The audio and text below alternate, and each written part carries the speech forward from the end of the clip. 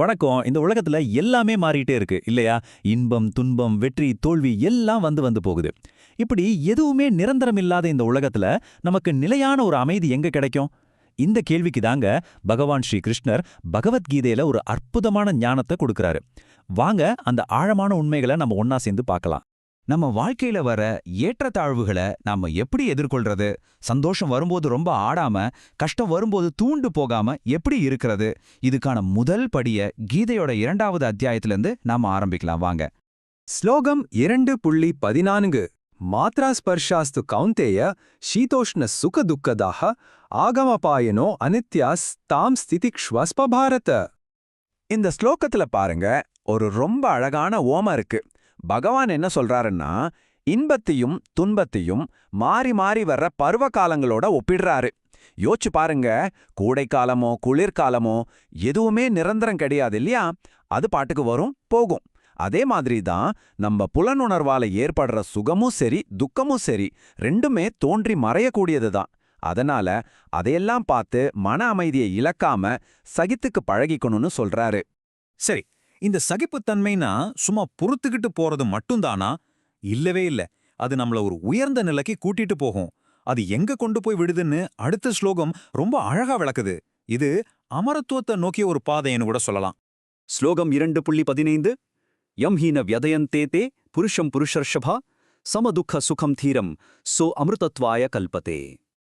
அப்போ இதிலிருந்து நாம புரிஞ்சுக்க வேண்டிய முக்கியமான விஷயம் என்னன்னா, யார் ஒருத்தர் இன்பத்தையும் துன்பத்தையும் சமமா பார்க்கறாங்களோ, ரெண்டுலயுமே மன உறுதியோட நிதானமா இருக்காங்களோ, அப்படிப்பட்ட தீரர், அதாவது நிதானமான ஒருத்தர், இந்த பிறப்பிறப்புங்கிற சுழற்சியிலிருந்து விடுபட்டு முக்தியடைய தகுதியானவராகிறார். இதுதாங்க அமரத்துவத்துக்கான பாதை. ஓகே, சுகதுக்கங்களை எப்படி சகிச்சுக்கிறதுன்னு பார்த்தோம். ஆனா இதை விட இன்னும் ஆழமான ஒரு கேள்வி இப்போ எழும்புது. இந்த உலகத்துல எது நிஜம், எது நிஜமில்ல, எது நிரந்தரமா இருக்க போகுது, எது அழிஞ்சு போக போகுது? நம்ம மனசுல எழுந்த இந்த கேள்விக்கு பகவான் அடுத்த ஸ்லோகத்துல ரொம்பவே தெளிவான ஒரு பதில சொல்றாரு. இது கீதையோட மிக முக்கியமான தத்துவங்கள்ல ஒண்ணு. ஸ்லோகம் 2.16 நாசதோ வித்யதே பாவோ நாபாவோ வித்யதே சதஹ உபயோரபி திருஷ்டோ அந்தஸ் துவனயோர்ஸ்தத்வதர்ஷிபிஹி. இந்த ஸ்லைட பாத்தீங்கன்னா உங்களுக்கு ரொம்ப தெளிவா புரியும்.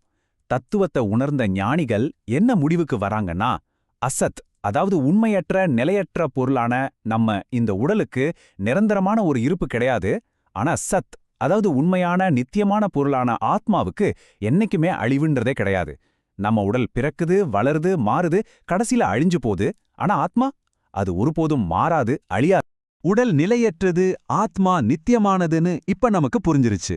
சரி, அப்போ அந்த அழிக்க முடியாத ஆத்மாவோட தன்மை என்ன? அத பத்தி பகவான் இன்னும் விளக்கமா என்ன சொல்றாருன்னு பார்க்கலாம். ஸ்லோகம் 2.17 அவிநாஷித்து தத் வித்தி ஏன சர்வம் இதம் ததம் விநாசம் அவ்யயஸ்யாஸ்ய ந கஷ்சித் கர்த்தும் அர்ஹதி. பகவான் சொல்றாரு, இந்த உடல் முழுசும் எது பரவி இருக்கோ அதுதான் ஆத்மா, அதுக்கு அழிவே கிடையாதுன்னு தெரிஞ்சுக்கோ அப்படின்னு. அந்த ஆத்மாவை யாராலையுமே அழிக்க முடியாது. சரி, அப்போ ஒரு கேள்வி வரும், நம்ம உடம்புல ஆத்மா இருக்கிறதுக்கு என்ன அடையாளம்? அதுதாங்க உணர்வு, அதாவது கான்ஷியஸ்னஸ். நமக்கு வலின்னு ஒன்று தெரியுது, சந்தோஷம்னு ஒன்று புரியுது இல்லையா? இந்த உணர்வுகள் இருக்கிற வரைக்கும் தான் உடல்ல உயிர் இருக்கு. இந்த உணர்வு போனதும் உடல் உயிரற்ற பொருளாயிடுது. சோ உணர்வு தான் ஆத்மா இருப்பதற்கான சாட்சி. அப்போ கடைசியா நாம இதிலிருந்து எடுத்துக்க வேண்டிய மிக முக்கியமான கருத்து என்னன்னா, நாம இந்த பிறந்து வளர்ந்து ஒரு நாள் அழிஞ்சு போகக்கூடிய இந்த உடல் கிடையாது. நாம மாற்றமே இல்லாத நித்தியமான, யாராலுமே அழிக்க முடியாத ஆத்மா.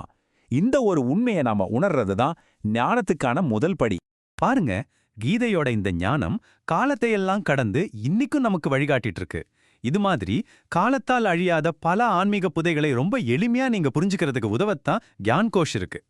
இந்த விளக்கத்துல இதுவரைக்கும் எங்களோட இருந்த உங்களுக்கு எங்களுடைய மனமார்ந்த நன்றி. கீதையோட இந்த ஞான பயணத்தை நீங்க தொடரணும்னு ஆசைப்பட்டீங்கன்னா அதுக்கு ஒரு ரொம்ப சுலபமான வழி இருக்கு. எங்களுடைய கியான்கோஷ் ஒரு பன்மொழி ஆன்மீக சேனல். இங்க நாங்க ஆங்கிலம், ஹிந்தி, மராத்தி, அப்புறம் தமிழ்ல ஆன்மீக ஞானத்தை பகிர்ந்துக்கிறோம். சீக்கிரத்திலேயே இன்னும் பல முக்கிய மொழிகளையும் கொண்டு வர போறோம். சனாதன தர்மத்தோட காலத்தால் அழியாத பொக்கிஷங்களை ரொம்ப எளிமையான, தெளிவான அர்த்தமுள்ள வழியில உங்ககிட்ட கொண்டு வந்து சேர்க்கறது தான் எங்களுடைய நோக்கம். எங்க சேனல்ல ஸ்ரீமத் பாகவதம், பகவத்கீதை, மகாபாரதம், லலிதா சஹஸ்ரநாமம், தெய்வத்தின் குரல், அப்புறம் மகாராஷ்டிராவின் மகான்கள் பற்றிய தொடர்கள்னு பல விஷயங்களை பத்தின தினசரி விளக்கங்களை நீங்க பார்க்கலாம். இதெல்லாமே பல மொழிகள்ல கிடைக்குது. எங்களோட இந்த ஞான பகிர்வு உங்களுக்கு மதிப்புள்ளதா தெரிஞ்சா மறக்காம கியான் கோஷ் சேனலுக்கு சப்ஸ்கிரைப் பண்ணுங்க. அப்போதான் நாங்க தினமும் போடுற வீடியோக்கள் உங்களுக்கு நோட்டிஃபிகேஷன்ல வரும். இந்த வீடியோவுக்கு ஒரு லைக் போட்டு இந்த தெய்வீக ஞானத்தை உங்க குடும்பத்தினர், நண்பர்கள் எல்லாரோடையும் ஷேர் பண்ணுங்க.